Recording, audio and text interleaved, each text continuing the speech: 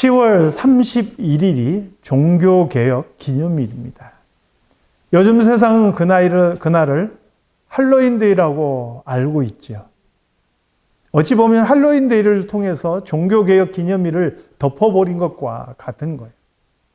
그러나 우리는 할로윈데이가 아니라 그날이 종교개혁 기념일이라는 것을 기억하고 얼마나 많은 사람들이 이 진리를 위해서 순교의 잔을 마셨는지를 잊어서는 안 될 것입니다.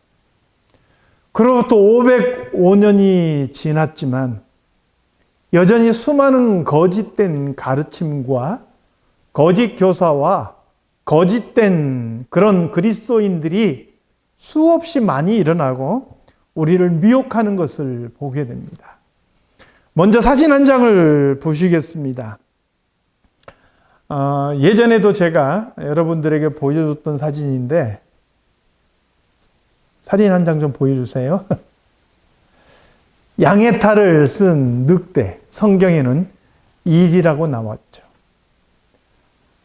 전형적으로 거짓 선지자를 지칭하는 그런 존재입니다. 오늘 본문 15절 한번 같이 읽어볼까요? 자, 시작. 거짓 선지자들을 삼가하라. 양의 옷을 입고 너희에게 나아오나 속에는 노략질하는 일이라. 거짓 선지자들을 삼가하라. 조심하라는 소리죠. 겉으로는 양의 옷을 입어서 쉽게 말하면 겉으로는 그리스도인과 똑같고 함께 주일 예배 드리고 우리와 함께 봉사하고 지금 함께 호흡하고 살고 있는 거예요. 그런데 속은 뭐냐? 노략질하는 일이라는 거예요. 자기의 시커먼 속내를 감추고 마치 양인 것처럼 그리스도인 것처럼 교회 안에 들어와 있는 존재들이 있다라는 거예요. 성경에 보니까 거짓 선지자에 대한 경고들이 이외에도 굉장히 많습니다. 그런데 대표적인 말씀이 마태복음 24장 23절부터 24절 말씀입니다. 한번 같이 읽어보겠습니다. 시작. 그때 사람이 너희에게 말하되 보라 그리스도가 여기 있다 혹은 저기 있다 하여도 믿지 말라. 거짓 그리스도들과 거짓 선지자들이 일어나 큰 표적과 기사를 보여 할 수만 있으면 택하신 자들도 미혹하리라. 마태복음 24장은 세상의 끝날에 일어날 어떤 그 상징들, 표적들에 대한 이야기들이에요. 그러니까 이 세상이 종말로 다가올수록 일어날 일들이 있는데 그게 뭐냐? 거짓 그리스도들이 일어나는 자칭 예수라 하는 자들, 내가 이 땅에 제일에만 예수라 하는 사람들이 무수히 일어날 거라는 거예요. 그것뿐만 아니라 거짓 선지자들이 일어나는 거예요. 그들이 가리켜서 그리스도가 여기 있다, 저기 있다, 언제 온다, 바로 이날이다 이렇게 외치는 거짓 선지자들이 무수히 일어날 거예요. 그들이 심지어는 표적과 기사를 보인다 그랬어요. 여러분, 진짜 문제가 뭐냐? 이 거짓 그리스도들과 거짓 선지자들이요, 표적과 기사를 보인다는 거예요. 병든 자를 고칠 수도 있고요. 우리가 알지 못한 어떤 신비한 것을 말할 수도 있고, 예언은 한다라고 말할 수도 있고, 방언을 할 수도 있다라는 거예요. 그런 일들을 하는데 실제로 그들의 속을 싹 들여다보면 거짓 선지자. 그래서 거짓 그리스도와 거짓 선지자를 구별하는 것은요, 나타나는 현상 가지고는 구별이 안 돼요. 그들이 병을 고치고 뭔가 신령해 보이고 방언을 하고 예언을 한다, 이런 것들로 어떤 구분하기는 쉽지 않다라는 거예요. 최근에 많이 우리가 접했던 사이비는 신천지죠.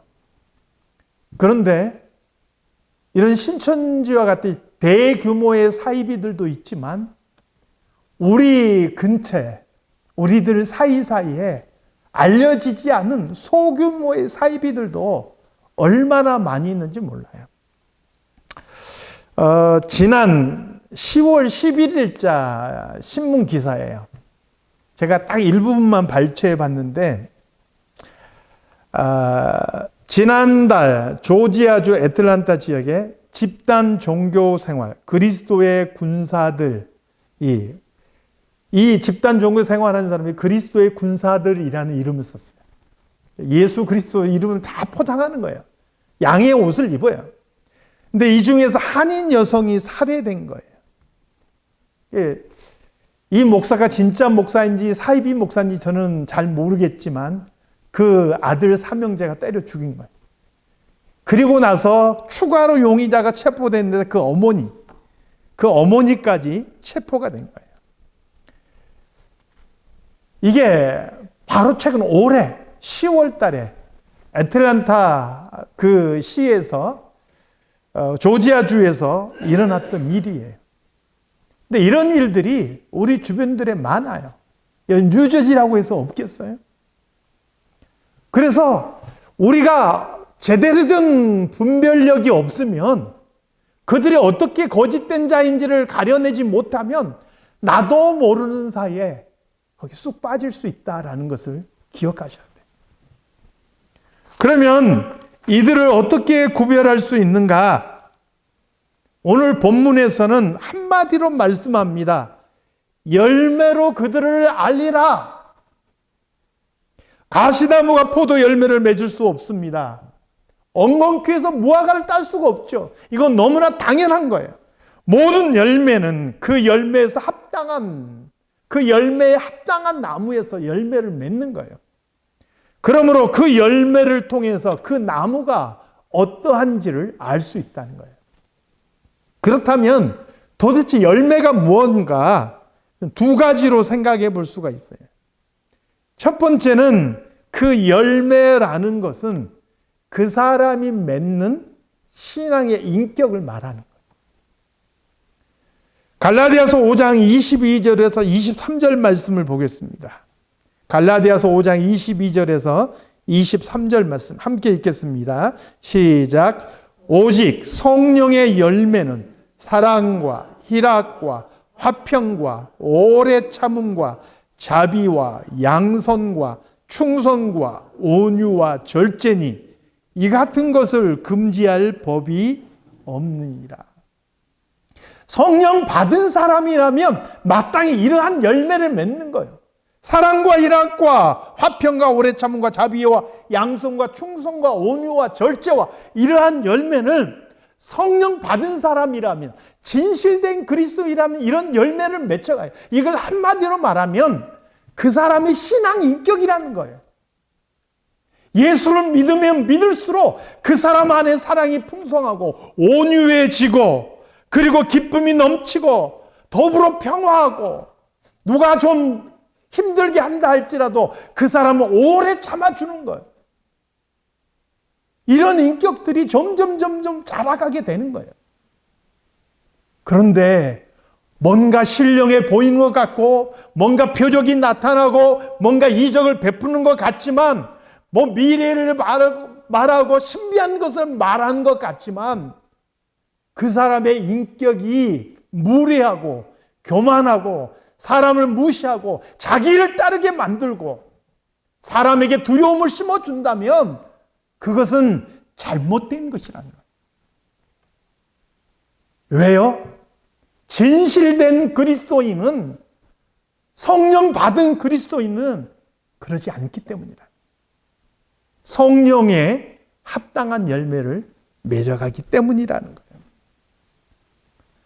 그래서 정말 그리스도인의 사람이라면 그 인격에서 그리스도의 향기가 나게 되어 있는 거예요.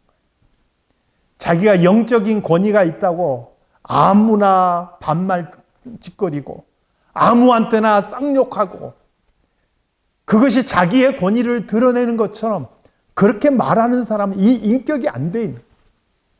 그리고 인격이 안 돼 있다는 것은 그 사람의 진실된 성령을 받은 사람이 아니라는 증거인 것이죠. 또 한편에서 이 열매는 무엇을 말합니까? 그들이 하는 일의 결과를 의미하는 거예요. 그들이 뭔가를 하는데 그 일의 결과가 그들의 행위를 증명해 준다는 거예요. 본문 15절에도 거짓 선지자들을 뭐라고 표현했어요? 양의 옷을 입었지만 노력질하는 일이다라고 표현했어요.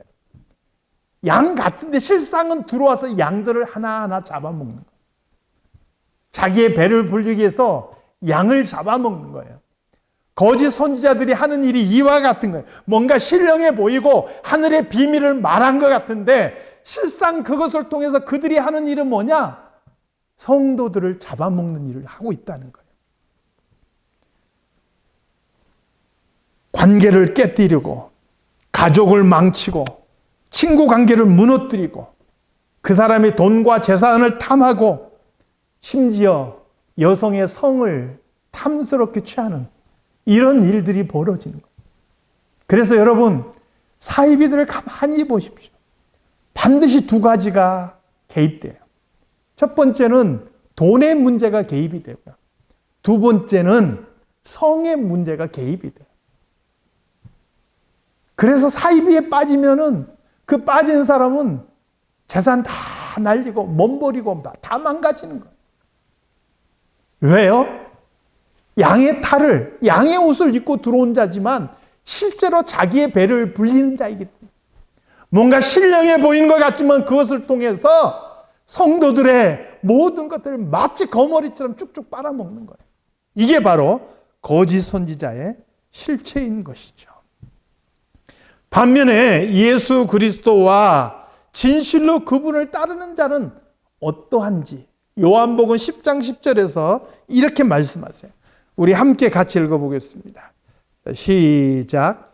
도둑이 오는 것은 도둑질하고 죽이고 멸망시키려는 것뿐이요 내가 온 것은 양으로 생명을 얻게 하고 더 풍성히 얻게 하려는 것이라. 정말 진실된 그리스도인이라면, 정말 성령 받은 사람이라면 뭘 하느냐? 나를 희생하면서까지 양으로 생명을 얻게 하고 더 풍성하게 만드는 일을 하는 거예요. 나로 인하여서 저 사람이 생명을 얻고 나로 인해서 저 사람이 평화를 누리고 더 풍성한 삶을 살아갈 수 있게 해서 나를 헌신하고 희생하는 삶을 살아간다. 사랑하는 성도 여러분, 오늘 저와 여러분은 이러한 그리스도인이 되기를 바랍니다. 나 때문에 옆 사람이 복을 받아야 돼요. 나 때문에 옆 사람이 더 잘 돼야 돼요. 그것을 위해서 한마디라도 옆 사람을 위해서 이름을 부르며 기도해 줘야 돼요. 이게 진실된 성도인 것이고 진정한 그리스도인인 것이고 진정한 지도자들인 거예요. 그런데 거짓 선지자들은 그렇지 않다는 거예요. 거짓 선지자들은 바로 교인들을 오히려 갈취하고 어떤 수단으로 대하는 거예요. 내 이익의 수단으로 대하는 거예요. 그것을 통해서 자기의 배를 불리는 것이 그들의 목적이 되는 것이죠. 그렇다면 조금 더 구체적으로 이제 몇 가지 가이드라인을 제시하겠습니다. 이런 말을 하는 사람이 있거나 이런 행동을 하는 사람이 있으면 이 사람은 주의하라는 몇 가지 중요한 가이드라인을 제가 말씀을 드리겠습니다. 첫 번째는 직통 계시를 받는다거나 예언을 한다고 하면서 사람을 모으는 사람 주의하시기 바랍니다. 거의 모든 사이비들은요, 이 직통 계시 받는다 그래요. 이게 자신만 하나님과 직접 통하는 거예요. 그래서 모든 사람들은 자기의 말을 들어야 돼요. 왜요? 내가 하나님과 직접 통하니까. 이걸 직통 계시라고 해요. 그래서 하나님으로부터 내가 직접 말씀을 받으니까 이 무리들은 다 내 말을 따르고 내 말을 들어야 돼요. 그 말이 직접 받은 건지는 아무도 몰라요. 그러나 그 사람이 자기의 권위를 가지고 그렇게 주장해요. 그런데 여러분, 이걸 아시기 바랍니다. 과거에는, 구약시대에는, 그리고 초대교회 당시에는 아직 성경이 완성되어 있지 않았어요. 그래서 구약시대에는 하나님의 말씀을 받는 수단이 선지자들이 하나님에게 들어서 백성들에게 선포하는 것이 다였어요. 초대교회 때도 마찬가지예요. 하나님의 말씀을 받는 수단이 예언이었어요. 하나님께서 예언의 은사를 가진 사람들을 통해서 하나님의 뜻을 알리고 그들이 모든 회중에게 그 하나님의 뜻을 선포했던 거예요. 그런데 이제 성경이 완성됨으로 인해서 계시는 완성이 된 거예요. 그래서 오늘날 우리는 예언이다, 계시다, 이러한 모든 것들은 하나님의 말씀인 성경으로 완성되었다라고 이야기해요. 그래서 누군가가 내가 계시를 받았다라는 말을 하는 사람이 있다면 그 사람은 100% 거짓 선지자임을 기억하시기 바랍니다. 이게 기준이에요. 놀랍게도 거의 모든 사이비 종교들은 다 이 직통 계시를 주장해요. 그래서 이 기준을 절대적으로 여러분이 알고 계시면 사이비를 분별할 수 있어요. 어떤 사람은 이렇게 이야기해요. 아모스 3장 7절 말씀. 제가 여기 했나요? 아모스 3장 7절 말씀. 안 했나 보네. 제가 읽어드릴게요. 주 여호와께서는 자기의 비밀을 그 종 선지자들에게 보이지 아니하시고서는 결코 행함이 없으시리라. 아모스 3장 7절에 보니까 하나님께서는 하나님이 하시는 일을 그 종 선지자들에게 알리지 않고서는 하시지 않는다는 거예요. 이 말을 인용해서 이 시대에도 하나님께서 하실 일을 하나님의 선지자들에게 알려주신다라고 주장해요.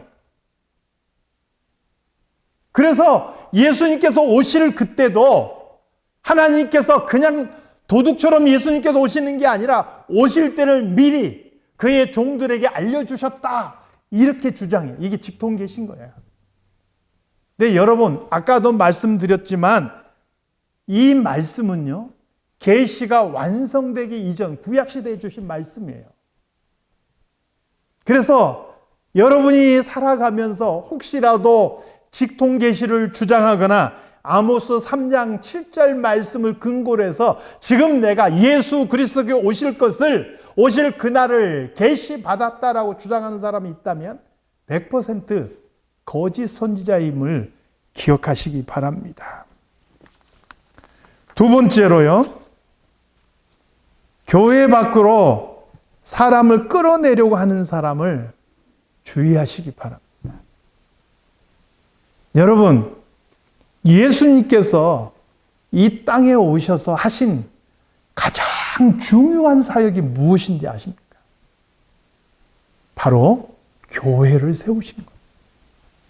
3년 동안 제자들을 불러 모시고 그들과 함께 먹고 그들과 함께 마시고 그들과 함께 자고 그들과 함께 사역하시면서 하나의 공동체를 이루셨어요. 사도 베드로의 고백, 주는 그리스도시요 살아계신 하나님의 아들이십니다. 이 신앙 고백의 터 위에 주님께서 친히 교회를 세우셨는데 음부의 권세가 이기지 못하게 하시겠다라고 말씀하셨어요. 그러므로 교회는 건물이 아니에요. 예수 그리스도를 머리로 하고 그의 지체된 그리스도인들이 그 안에서 모여서 하나 되는 것, 이게 바로 교회라는 거예요. 이 교회는 거저 세워진 게 아니고 예수 그리스도께서 이 땅에 오셔서 자신의 피를 흘려서 세우신 게 바로 이 교회라는 거예요. 마치 하나님께서 아담의 갈비뼈를 취하사 그의 배필되는 하와를 만드신 것처럼 예수 그리스도의 흘리신 그 피로 말미암아 신부된 교회를 이 땅에 세우신 거예요. 그러므로 이 땅에 있는 모든 성도들은 그리스도의 신부된 교회 안에 속해 있어야 하는 거예요. 사이비들은요, 어떻게 해서라도 교인들을 이 교회 밖에서 만나려고 그래요. 목회자 몰래, 다른 교인들 몰래 자기들끼리 모임을 은밀하게 가지면서 결국은 교회 밖으로 끌어내려고 시도를 하는 것이죠. 사랑하는 성도 여러분, 오늘 그리스도인들은 예수 그리스도를 머리로 하고 성령 안에서 한 몸을 이룬 교회 안에 속해 있어야 되는 줄로 믿습니다. 교회 밖에서 뭘 찾지를 마세요. 교회가 아니고 어디 뭐 신령해 보인다는 영험하다는 어디 기도원 같은 데 찾아가지 마세요. 그저 내가 몸담고 있는 교회가 그리스도께서 피 흘려 세우신 합당한 교회라고 여기시고 교회 중심으로 우리의 신앙생활 하는 것이 마땅하다는 것을 기억하시기 바랍니다. 마지막으로요, 자신을 신령하게 보이려고 하는 말과 행위를 일삼는 자를 주의하시기 바랍니다. 다시 한번 마태복음 24장 23절부터 24절 한번 읽어보겠습니다. 자, 시작. 그때 사람이 너희에게 말하되 보라 그리스도가 여기 있다 혹은 저기 있다 하여도 믿지 말라. 거짓 그리스도들과 거짓 선지자들이 일어나 큰 표적과 기사를 보여 할 수만 있으면 택하신 자들도 미혹하리라. 예전에 제가 어떤 그 선교사님 얘기를 들었는데 본인이 목회자이고 총신대학교에서 신학을 했던 아주 보수적인 신앙을 가지고 있는 사람임에도 불구하고 눈앞에서 병든 사람이 낫는 모습을 보니까 눈이 돌아가더래요. 여러분, 내 아들이, 내 딸이, 내 부모가, 내 형제가 아팠는데 그 사람이 눈앞에서 치유되는 모습을 보면 여러분은 어떻게 될까요? 그런데 여러분 기억하시기 바랍니다. 진실된 그리스도인은요, 그런 것을 통해서 자기를 추종하게 만들지 않아요. 예수 그리스도의 사람이 되게 만드는 것이지 자신의 사람을 만들지 않는다는 거예요. 내가 신령한 것이 아니라 그리스도께서 은혜 주신 것임을 정말 반드시 강조하게 되어 있어요. 사도 바울을 보십시오. 내가 모든 사도들보다 수고하였으나 내가 아니요 내게 주신 하나님의 은혜로다. 그게 바른 모습인 거예요. 그 사람이 죽은 사람을 살려낸다 할지라도 그것을 통해서 자기 자신이 영광을 받고 자기 자신을 사람들이 추종하게 만든다면 반드시 그 사람은 거짓된 사람이라. 우리가 따르고 우리가 영원히 추앙할 대상은 오직 예수 그리스도 한 분뿐임을 우리는 잊지 말아야 돼요. 사람을 따라서는 안 되는 거예요. 그래서 사람을 따르게 하는 모든 시도와 모든 가르침은 거짓된다. 만약에 여러분 이 자리에 있는 박 목사가 여러분들에게 말씀을 전하면서 여러분들이 박 목사를 추종하게 만든다 그러면 박 목사는 거짓된 사람입니다. 그래서 말씀에 따라 분별해 보세요. 제 설교 들으면서 무조건 아멘 아멘 하지 말고 베레아 사람들처럼 이것이 정말 그러한가 말씀을 깊이 상고해 보시라. 그래서 여러분의 삶 속에서 거짓 가르침과 거짓된 선지자에 빠지지 않고 말씀대로 서서 하나님을 온전하게 쫓아갈 수 있는 여러분의 삶이 되시기를 주님의 이름으로 축원합니다. 우리 사랑 장로교회는 거짓된 길에 한 사람도 빠지지 않고 주님 오시는 그날까지 아름다운 믿음을 지켜나갈 수 있는 우리 교회가 되기를 다시 한번 주님의 이름으로 축원합니다. 하나님 아버지, 세상이 어지럽고 혼란하다 보니까 거짓 교사들, 거짓 가르침들, 온갖 사이비들이 우리를 미혹하게 하는 것을 보게 됩니다. 하나님, 오늘 우리에게 지혜를 주시옵소서. 분별력을 더하여 주시옵소서. 바른 믿음을 지키고 바른 신앙을 가지고 말씀 위에 굳게 서서 주님을 온전하게 따라갈 수 있는 저희들이 되게 하여 주시옵소서.